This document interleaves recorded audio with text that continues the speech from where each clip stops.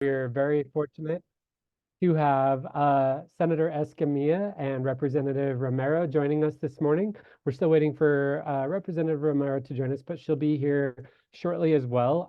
They are, as you all know and can imagine, very busy. They also just spoke at a legislative preview breakfast just this morning, and so they're buzzing all over the city, and we're really grateful for them being so accommodating and making the time to join us all here today to talk about advocating and the legislative session. As you all know, the legislative session is kicking off on the 16th of this month, which is a very busy time for everybody, particularly our guests here today.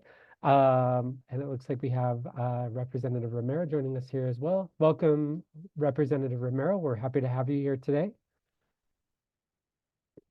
And so basically, today we're going to be talking about the legislative session, how to reach out and engage with policymakers in your area.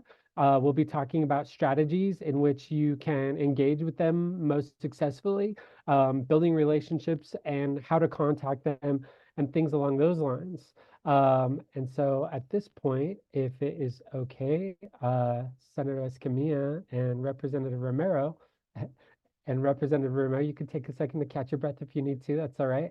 I'm going to turn the time over to you, and let me go ahead and make you both co-hosts as well, so you could share your screens too.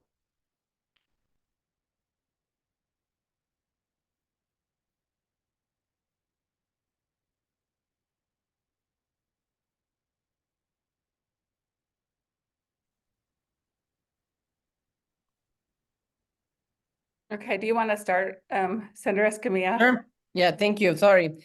Good morning. Well, yes, good afternoon already. Thank you. Thank you for this opportunity. It's always a pleasure to be, connecting with your organization and the network of incredible providers that all of you are, and direct service providers, which is critical right now. My name is Luz Escamilla. I'm the Senate Minority Leader, and also work very closely with Minority Leader Romero. But I represent Senate District 10, which is it's a new number. So it used to be Senate District 1, and now it's 10 after the redistricting. We've changed our numbers, which made it even more confusing. But my district basically is the northwest quadrant of Salt Lake City, about 60, almost 70% of West Valley City, and all Magna township. So it's basically the west side. And as you are probably familiar with that area, it's the most diverse Senate district in the state from an ethnicity perspective, socioeconomic as well. We have more families file for earned income tax credit. So consider also the lowest income in terms of districts.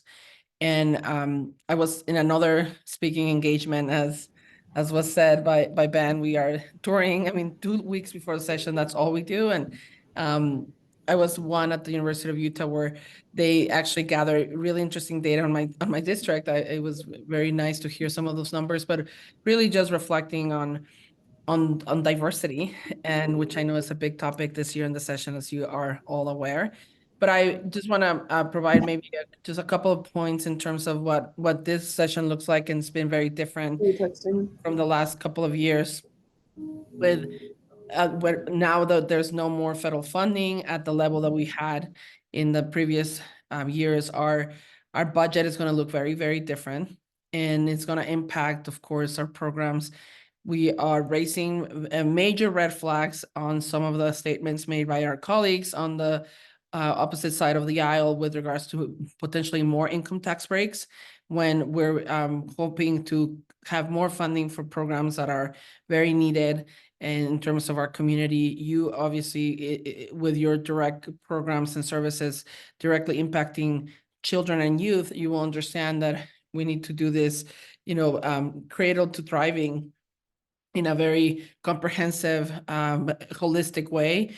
And that includes everything from high quality, affordable childcare, all the way to, of course, just very systemic programs of after-school programming that are evidence-based, data-driven, best practices approaches. And of course, Representative Romero is an expert on that, and we'll probably have more in that sense. But I just, to me, I want to make sure that we need to be very cohesive on our message about how all of these social determinants of health and all these pieces are it's what's impacting the outcomes of many of our kiddos in our state, and whether it's access to, high quality evidence-based after school programs, all the way to, of course, childcare in the case of younger children, to public education that is a place that's safe, but also is not censoring access to books, to healthcare, mental behavioral health specifically, to air quality, right? So those are all pieces that need to be addressed in a systemic way when we're talking about the well-being of all and the quality of life of Utahns. But yeah, so I'll start there, but just keep in mind, I think the budget is something I spend a lot of time in my capacity as a minority leader, and trying to work with our colleagues in the majority to make sure that some pieces that are very critical to our caucuses get funded. We are going to be in a very tough year when it comes to funding. So I'll leave it at that and pass it to my colleague, Minority Leader Romero. Thank you, Senator Escamilla. And she's right. We were up at 7:30 this morning and doing the United Way panel. I don't know if any of you were there, so this might be a duplicate conversation for you. I'm actually tired navigating the snow and then all of this, but Senator Escamilla, I think, put it out there well. She's our budget expert for both of our caucuses, and we're really not sure how much money we're going to have. And I mean, in February, we'll know, but our colleagues on the other side of the aisle are really pushing for an income tax break again. And as we mentioned at this last panel, for some of us, that means $32. It doesn't really help working poor and middle-class families, in particular middle-class families. And that's where you see a lot of people who want to utilize our programs, which is after school and daycare. And so one of the things that I've been trying to do with our colleagues is educate them on the difference between out-of-school time and after-school programming and daycares. And many of our colleagues are trying to deregulate even daycare. And so I have some concerns. So I want all of you to be mindful if you see some bills coming from anything to do with daycare or out-of-school time, please read it. Please speak up, because I know Representative Pulsipher's going to have a bill and Representative Lisenby. And so we really need the experts at the table, because the one thing I also pointed out is you can think you know what you're doing, but if you're not following a model that has best practices in place, you can be doing more damage to our young people. So for us right now, our priorities, the House and Senate Democrats, the House Democrats' priorities will roll out on Monday. But a lot of what we'll be doing this first 2 weeks is doing defense, because a lot of what you saw last session is most likely going to happen this session. And so we really need people alert and watching, and if they can, attend committees and get their families and friends to email their legislators if they don't like what's coming their way. But I'm telling everyone, start looking at that website, assign one person from your organization to look at anything that impacts after school or daycare. Make sure you're reading those bills, having someone thoroughly read those bills. And if you find some red flags in there, let us know, or let that sponsor know, and see if there's a way to work with it. Because I would, what I'm seeing up here, especially with this group of legislators, is I've served here for 12 years. Oh, this will be my 12th year. I've never seen us go this far right and this political. And Senator Escamilla and I are working with our colleagues right now on the other side of the aisle, the majority leader, the speakers, the president, and we're trying to do the more civility and taking down, we can't control what people do on social media, but we're trying to set the tone as the leaders of our caucuses and working with the majority to set the tone too, because as I mentioned to our speaker today on a panel, he was talking about how we're Utah and how it's so great. And I reminded him it's maybe great for him and certain individuals, but we can't really be a complete Utah if we're trying to race communities by their ethnicity, their race, their gender identity, their sexual orientation. And so if we're really truly the state that the other side claims we are, then we wouldn't be seeing some of these bills that are coming our way this first session. But I know you're all here to talk about after school. And I know there's going to be some bills on daycare, and I want to remind people daycare and out of school time, as we know as professionals, is two different things. And so I just want you to be mindful and watching those.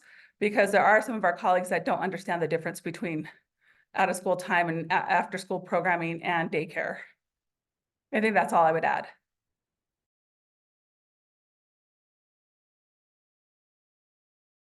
And Ben, I think one of the things I know there's been a lot of talk, and we may do want to be very proactive on answering questions is, and I think Representative Romero just mentioned is, even if it's not a specific bill that has the word after school in the legislation, understanding that the unintended consequences or intended consequences of a lot of the bills that are aggressively targeting communities of color, low-income working class families will have an impact on your programs. We were talking about the mental behavioral health, and as you are probably aware, the state of Utah is tackling this issue systemically, which I'll say it's a good strategy, and it's having all the stakeholders. Senator Evan Vickers, which is our majority leader in the Senate and a good friend, it's leading that project and that process, and I'm part of that, working with him in that team. And like I said, he's a good friend, and I say that not saying that lightly. He is a man of integrity and deeply cares of especially this mental health crisis that we're facing as a state. But let's be very clear, especially for children, and I know you guys are dealing with some of these pieces. We're seeing some of the stuff that's happening in the schools in K-12, we're seeing a very huge impact on the mental health of our children. By that, we're talking about, I mentioned in the previous panel, Davis School District, and I say that not to just point fingers at Davis School District, but the fact that they were under federal investigation. The level of transparency has given us more data that now, which is open information. I'm not making this up, and these are open records on the amount of discriminatory practices and blatant discrimination and racism against children and staff. And all of those things are getting carried, of course, into your programs as well. I'm sure, like the kids and the trauma that they're facing. So, Senator Milner in our panel before mentioned social media. And understanding there's some impact, of course, and there'll be more data related to social media. So when we talk about, for example, mental health, and that being the number one crisis for our youth right now, it's because, not only is the access and systemic access to helping and intervention, but what are we doing to preventing this piece has to do with our education systems. And of course, you guys probably see a lot of that also coming your way as providers within after school evidence-based programs. The other part I'll say is childcare, and I know Representative Romero mentioned, to be very clear on using language about, certain differences of what it is to have evidence-based programming. The way I'm tackling childcare, I'm running a big legislation regarding childcare. It's to be creative. We are losing $400 million that the federal government provided the last couple of years, through the pandemic funds, very direct at childcare. We will see a lot of childcare centers closing because of the lack of funding. And we are already considered a childcare desert in this country, as one of the worst in the nation with regards to accessing childcare. And so I'm running a bill that will utilize, and I say this to your group because it's my way of being creative, that we may have to be very creative with after school program network as well. And how do we can be more supportive to your programs? But in the case of childcare, what I'm doing is, instead of directly subsidizing childcare, I'm going to utilize unused state facilities and retrofit them, change them into actually childcare centers. These are buildings that we own as a state. We will then provide zero lease cost and enter into a private-public partnership with the private sector employers, larger and small. So the smaller ones will have to create a small co-op. Larger employers can do it on their own. And then the state will incentivize this private-public partnerships by providing the location for free. And then the employer, there will be an agreement between the employer and the state. And then out of the number of slots available for kiddos, a percentage of those will have to come to state employees and the community. The rest will go to the employer's employees.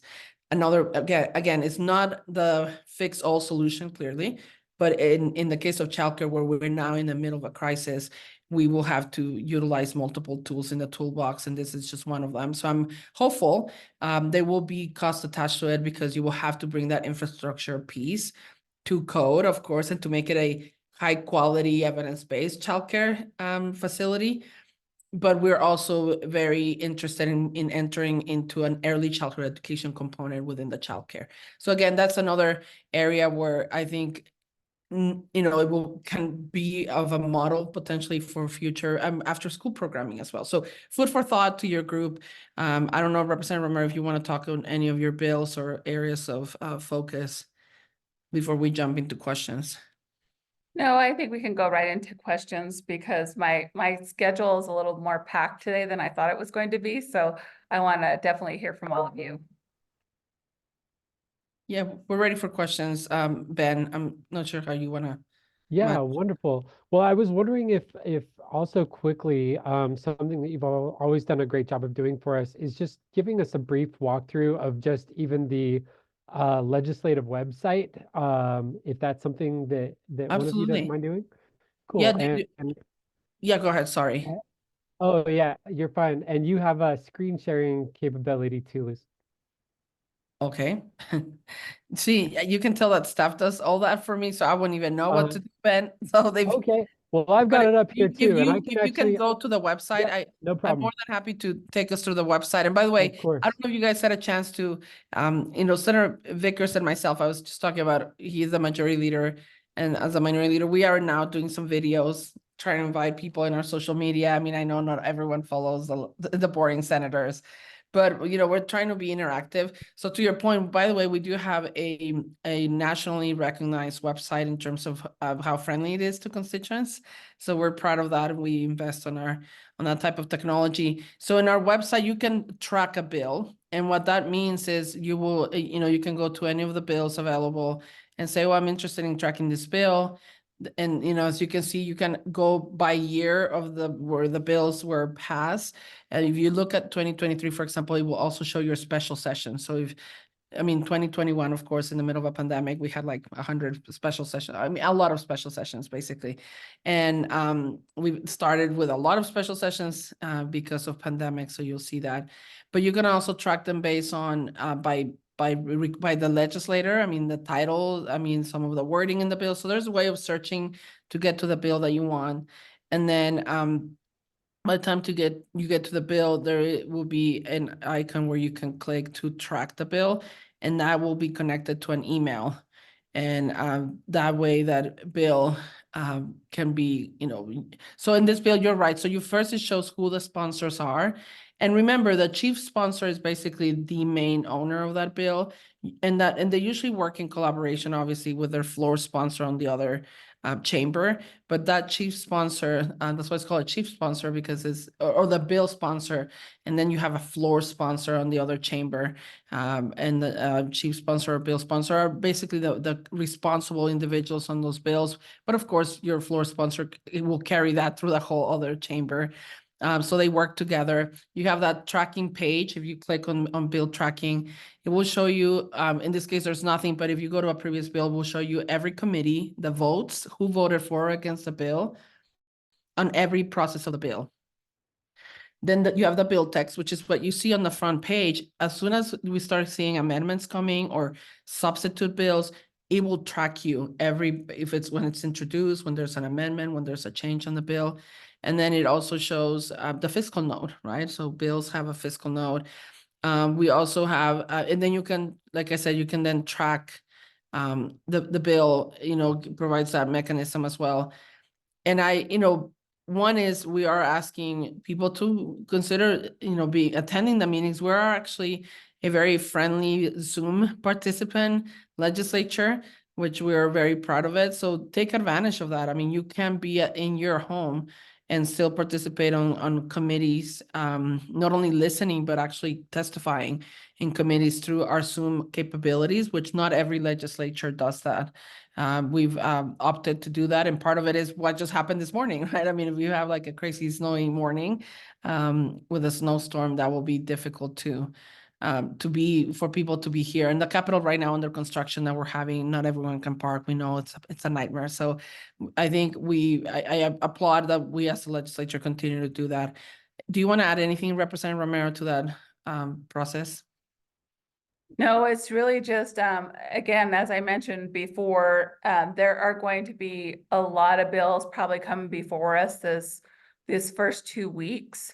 And so it's just being mindful and watching those bills and maybe having a point person within your organization. Because I know it's a coalition, tracking those bills just so that everyone's on alert and knowing that there are different ways in order to participate. As Senator Escamilla mentioned, what's been really nice with the virtual and how we put it into our laws, into our code, is there have been times where we're traveling, but we still get to participate. And because it's a majority and super minority legislature, it's so important that we make sure that we have stuff on the record. And so I really can't tell, this session's unique. I really can't tell you what's going to happen. We're all going to go on this roller coaster ride together.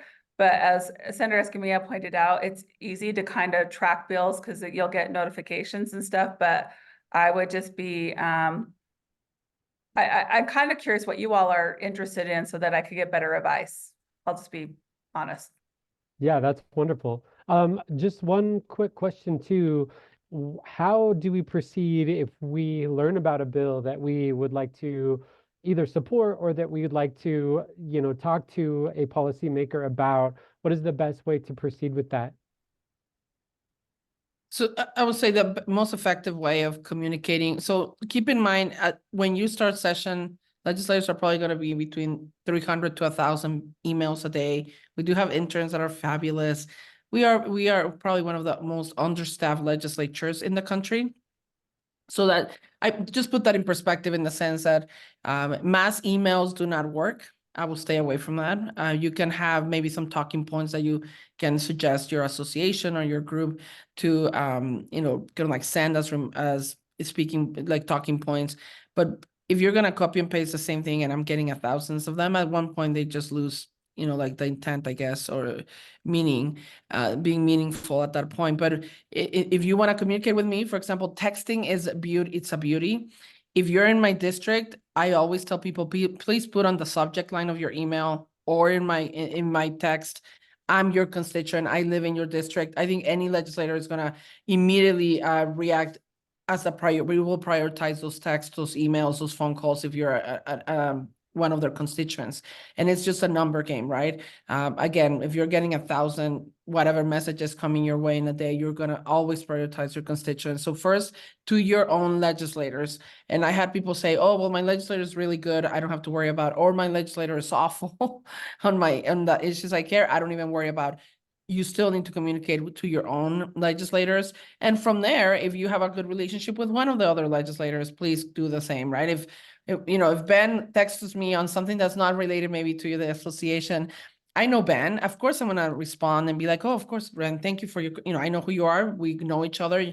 So any personal connections you may have with any legislator, please inform of your concerns or support. The other one is do inform of your support, because here's what happens. There's always sometimes a small minority that is more vocal, that even if it's a great bill, you maybe it's like, oh, they got this. Well, they may not. And we may be holding to your life by one vote. And if that legislator gets your extra phone call or your extra email to say, this is a great bill, thank you for your support, it could actually make the difference between passing the bill or not. The same goes obviously against it, right? So we usually react in a more aggressive way when we want to stop something or oppose something. But I will say, do the same and be equally emotionally driven and on issues that you may potentially have a conflict or want to be supportive as well. And so some of the things that I just had on the screen while Senator Escamilla was talking is it's really easy to track down who your senator or representative are on the legislative page here. So I just went on the page. You can do a search based on the legislative districts, I just plugged in the address for the Utah Afterschool Network and our zip code, and it brought up our representatives. And so then from here, I can really easily click on either of them, and it gives us the contact information for them, email, cell phone, where to write them. This is it looks like the address up at the Capitol, so you can send Jennifer Daly Provost a letter at the Capitol if you'd like to as well. So it's pretty easy to reach out to them. And just along the lines of what Senator Escamilla was saying is that every policymaker is very approachable. They're all people that are up there that are working for all of you and are more than happy to hear from you. And so don't hesitate to reach out to them and everything there. So But I want yeah, to emphasize what she said. Reach out to your own yes, elected official, the person who is your representative. And if you want to send a nice email to us, that's great. But it can be very overwhelming, especially in just the climate we're in right now at a national level. It could be overwhelming if you're asking someone who's not your direct elected official to do something, because you have to think about the fact that they have all their people doing it. And if you're a friend with that person, find out they have time, because if they don't have time, they might be able to tell you to somebody else in their caucus that can help you. But if you're looking at legislation and running legislation, we missed the boat a long time ago. So if you are interested in running legislation or something to that effect, you need to contact us ahead of time. And that you can contact any of us for that, but that needs to be done like in April with the way the legislature is moving. I think we have like 1,400 bills filed, or if not more. And we have one representative who's filed 46 bills. And so we are meeting with we have members in our caucus that are part of the Rules Committee. So Representative Matthews is kind of our point person for that. So she met with the Rules Chair and trying to find a way for a process so that it's fair, because we are, again, in the super minority. So I just want you to be mindful, if you're interested in someone running a bill for you, you're gonna have to wait until 2015. But if you're tracking a bill, or where you reach out to someone that's not your representative, say there's a bill in committee and you really like it or you oppose it, that's when you send emails to the people that serve on that committee, because before that bill, after that bill's assigned from rules, whether it's in the Senate rules or in the House rules, then it has to go to a Senate or a House committee. That's if there's a bill you really dislike, that's where you can potentially kill a bill, or if you have language to amend it, that's where it can happen. But it's important to reach out to that elected official ahead of time to let them know, saying, hey, I have this concern, because they might say, oh yeah, that's a really good concern, I can fix this. Or they might say, no, I don't, that runs the intent of my bill. But that's the place where, if you're going to try to take out a bill, is the best place to do it is when it's in that standing committee versus when it goes to the entire floor. It's a lot more difficult to take down a bill when it goes to the entire floor because you're having 75 people versus 13 to 9 people looking at your bill. So I just wanted to point that out. So emails, like when it's a concern that you personally have, I would send it to, again, your senator, your representative. If it's a bill that you don't like or do like, that's going to a committee, email members of that committee. And I think those are probably things just to clarify there. thank you so much for that, Representative Romero. And so to clarify as well, really, what is the best type of advocacy during the legislative session? What is the best use of your time as representatives and of constituents who are interested in letting you know how they feel about a bill or something along those lines? I will just say that first, be very respectful. I know these are very difficult themes or topics or issues that we're addressing, but Representative Romero mentioned you may have to wait till 2015. I think 2025, that just tells you how tough this last couple of years have been. But she's right. If it's a new issue, you may just mention like, hey, this is something you're gonna hear. It's not gonna happen this session, right? I mean, just so you know, I think there's more about 1,700 bills already filed.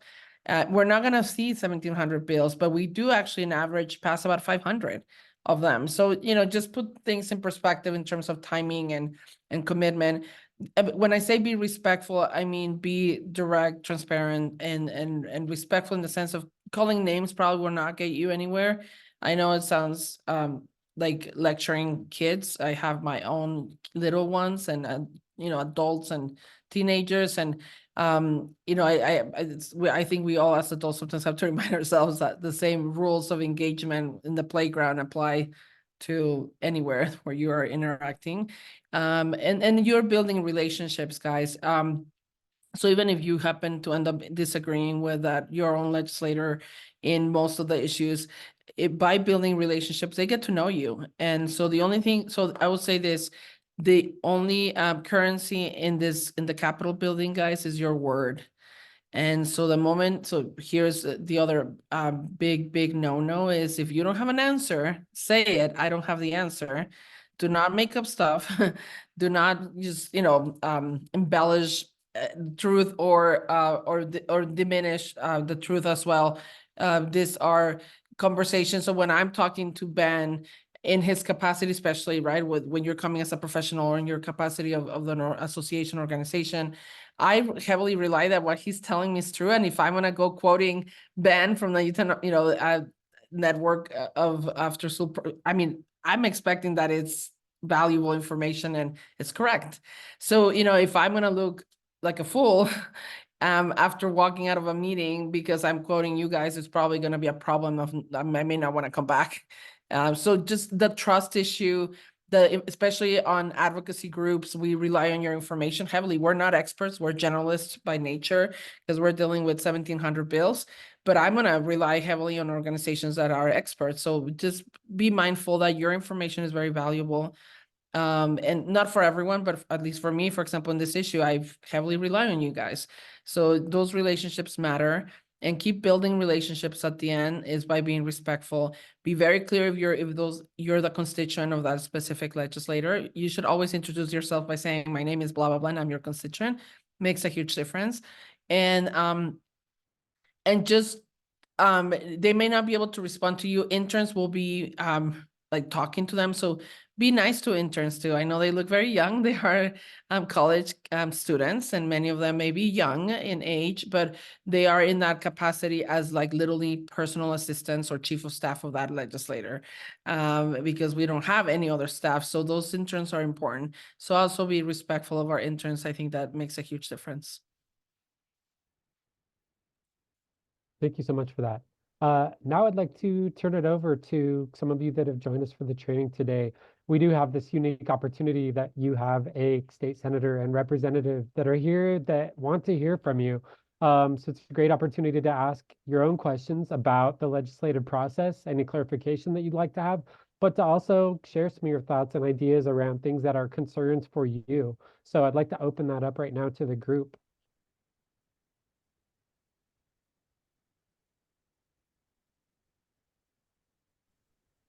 And if you don't have a question, that's okay. Just know that you can go through Ben and get any of those questions answered.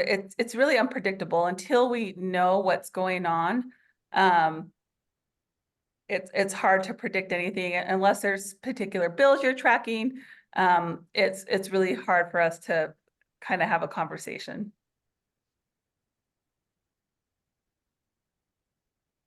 I don't know, Senator Escamilla, do you have anything to add? And then we have another meeting here coming up in like 10 minutes or less. So Great. we Yeah. were double booked today. Of course. Well, thank you so much again. And so with the last of our time, why don't I go ahead and if folks have questions, again, we've shown you how you can reach out, but then also let me know, and we're more than happy to help to make those connections.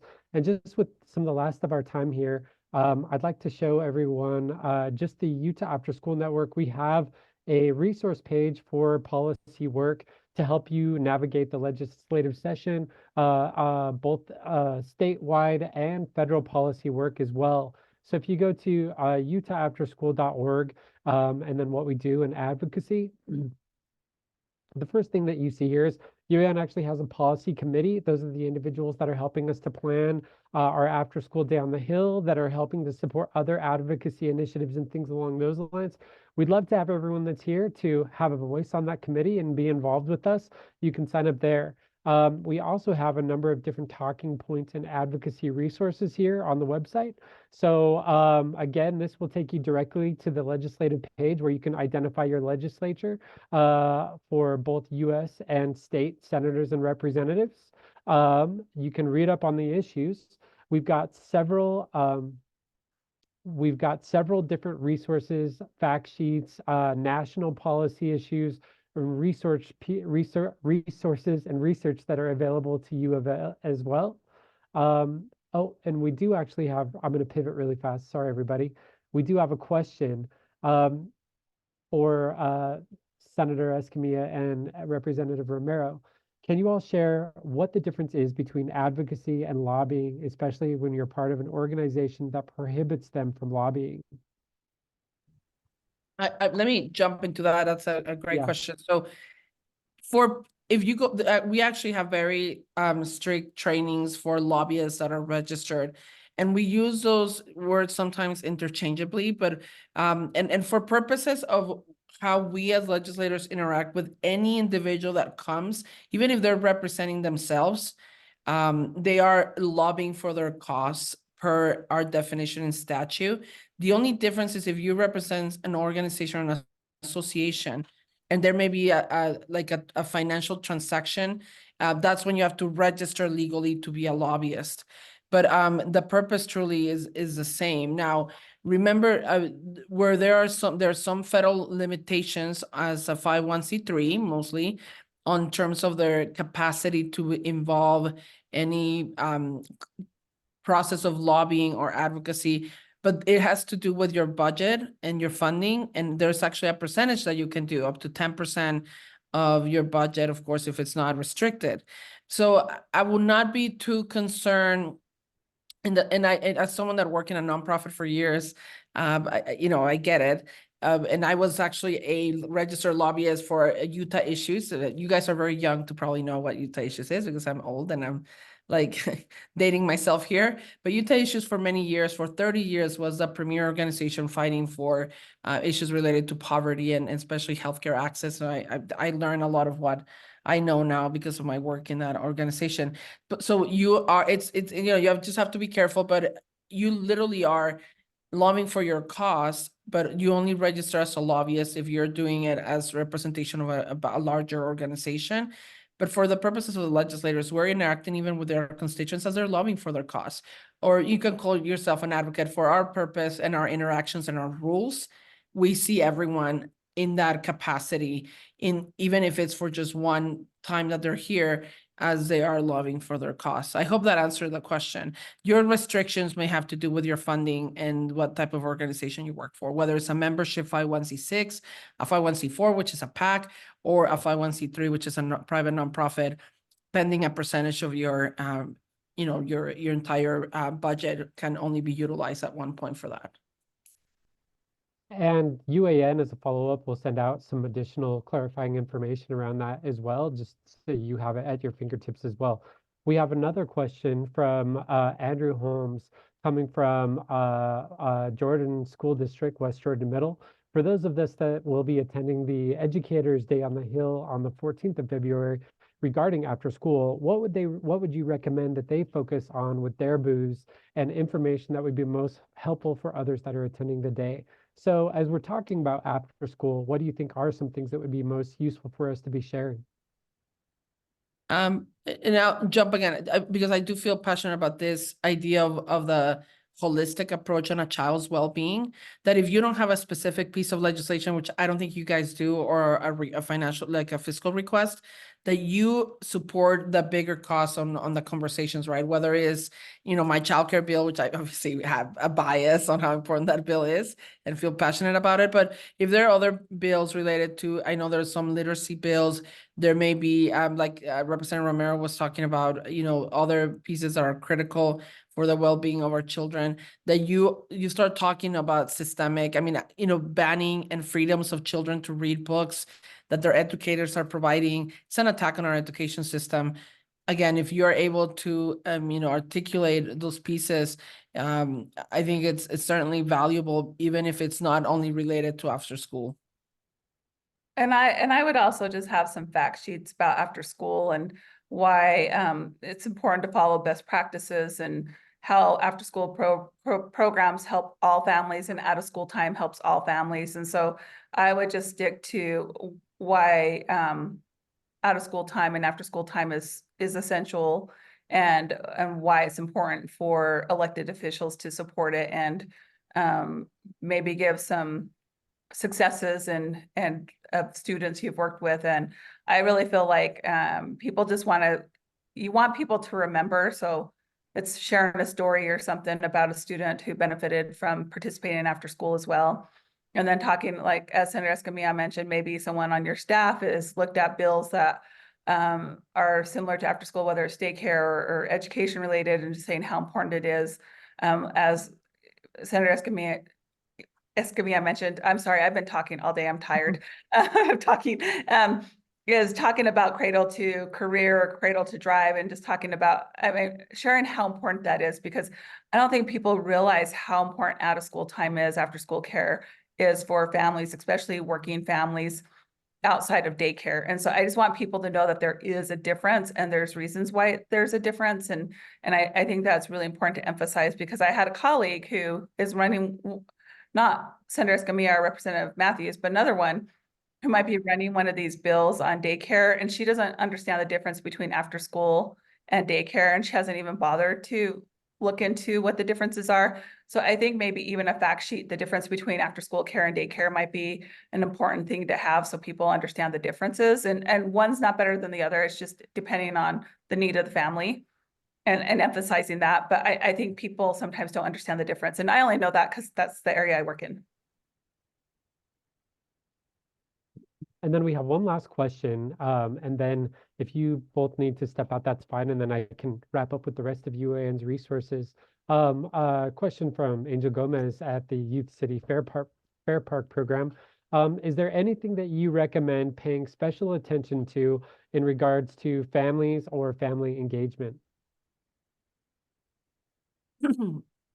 I'm trying to think, just, I would say everything that's coming on education certainly is family. You know, there are other pieces of legislation, I think, regarding air quality that are important, especially if you're in the Fair Park area. West Side in our Northwest Quadrant continues to be, having the worst air quality in not only in the region, sometimes in the world. In some instances, so reducing emissions, legislation regarding air quality, I think it's important for our families as well. And we didn't mention a lot, but diversity, equity, and inclusion, it's on the top of all conversations, that especially when you have districts where 40% or more of their their communities are communities of color. Those bills have become, unfortunately, for many of them, what is going to keep them away from engaging, and potentially, the fact that they feel unwelcome. So I mean, those are things that will impact our children for sure, but also the entire family. So keep an eye on those things. Thank you. Thank you both so much. We'll let you both go. We understand you're very, very busy. Thank you so much for the time for us and all that you do for after school and the kids all around the state of Utah. We greatly appreciate you both. So thank you very much, and I hope you have a wonderful day. And I think the snowstorm threw us off, so it threw off our schedule, so it put everything closer together, because our staff generally tries to plan time in between meetings, but because of all the different delays, it just kind of put everything together. And so, yeah, please, we love doing this every year, Senator Escamilla. Hopefully next year we can do it in person. And thank you for all you do too, because as a public employee, I've worked for the city for 22 years. I'm part of the Youth City family. And I know you all do this because you care. I know we don't get paid the big bucks, and we don't want the big bucks, because we want to serve our community and empower our community. So I want to thank you for the work you all do, because it is important, and you are an essential resource for our youth. And so thank you for what you do. Thank you. Thank you so much. Have a great day. Bye. All right. Thank you all very much for that. And yeah, it is, we are, just so everyone knows, we are already talking about doing this in person next year. And still streaming it to folks. We wanted to do this virtually again so that we could open it up to providers all around the state. A couple other last resources that I'd like to share just before we go, and then I'll let you go because we only have a few more minutes of your time here as well. So going back to UAN's policy page is we have, again, as I mentioned, after school research, we have links to different national and statewide research sources that you can go to. Again, this is helpful as if you're talking to a policymaker and they ask you for specific information, as the senator and representative mentioned, it's okay to tell them that you can get back to them or follow up with different information. This is a good place to get that type of information on after school programs all throughout the state of Utah or nationally. All that data is very helpful. Lastly here, we have advocating for after school. We have a policy maker visits toolkit and tips for after school providers. So this is something for you to actually invite a policymaker into your program, which we strongly recommend. Don't do it during the legislative session because they will not be available. But legislators are active all throughout the year outside of the legislative session. So invite them into your programs, create those types of relationships. Honestly, a lot of the headway that we have with policymakers is where they've had personal touch points with programs where they've been able to volunteer or see the programs firsthand, or they had a grandchild or one of their own kids that was involved in an after-school program. Many of them do not have those personal connections. And so we want to build those relationships with them.